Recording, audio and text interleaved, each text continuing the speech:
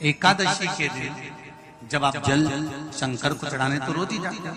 जब एकादशी का दिन रहे और शंकर जी के मंदिर में आप जल समर्पित करें तो 3 बार मुख से स्वधा स्वधा स्वधा या स्वधा स्तोत्र का पाठ, जिसमें 12 श्लोक।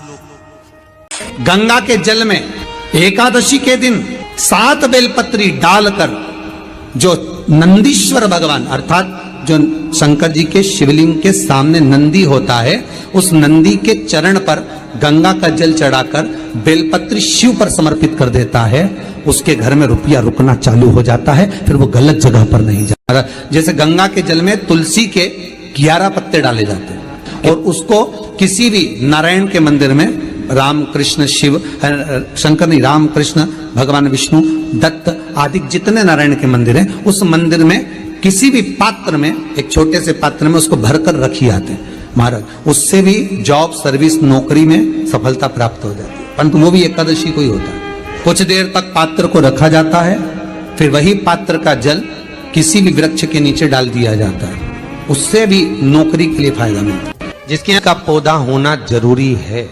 क्यों जरूरी है? जब कोई हमारे ऊपर विद्या करता है, कोई तंत्र विद्या कोई मंत्र विद्या करता है, तो हमारे ऊपर वो विद्या का असर नहीं होता अगर तुलसी का घर में पौधा है, क्योंकि वो असर पूरा तुलसी पर आ जाता है। किसी किसी के घर में तुलसी सूख जाती है।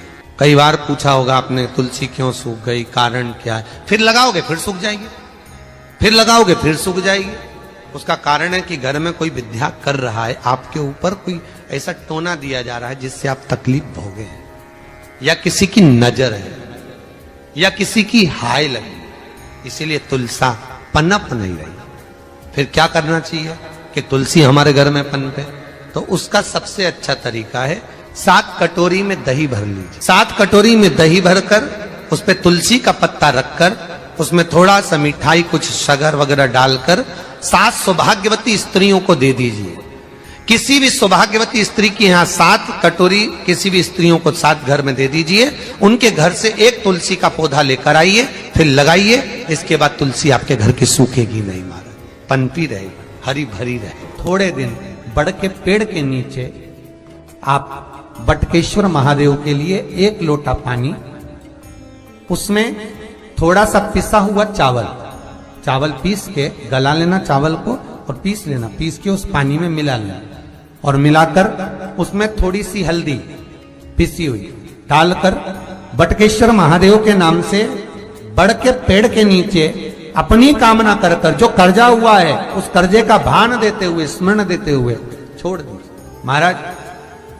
2 या 3 सोमवार एक ही जगह पर करना। 3 सोमवार बाद वहीं से बड़ के पेड़ की थोड़ी सी जड़ उठा लाना और उस जड़ को एक कोई धागे में बांधकर या तो अपनी गले में डाल लो या अपनी जेब में पटक लो। उसको थोड़े दिन पटक कर रखना, लगभग 2 से 3 महीना पटक कर रखो।